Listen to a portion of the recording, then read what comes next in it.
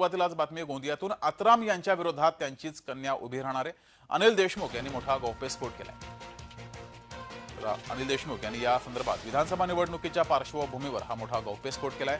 तसंच त्यांच्या विरोधात कोण हे माहीत नाही असं सुद्धा त्यांनी म्हटलंय। धर्मराव बाबा आत्राम यांनी या अनिल देशमुख यांच्या वक्तव्यानंतर कानावर हात ठेवले। तर धर्मराव बाबा आत्राम यांच्या विरोधात त्यांचीच कन्या उभी राहील असं अनिल देशमुख यांनी विधान केलं।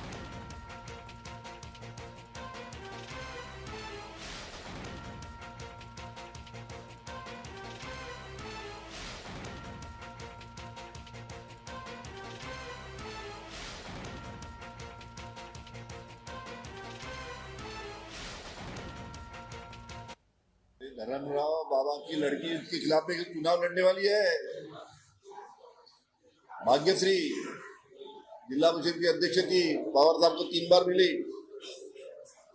कि मेरे पिताजी ने जो निर्णय लिया वो मुझे पसंद नहीं, मैं उनके खिलाफ में निवडणूक आपसे पार्टी से लढूंगी। आता पवार साहेब काय निर्णय घेतात वेगळा आहे, पण स्वतः मुलगी बापाच्या विरुद्ध निवडणूक लढायला तयार आहे।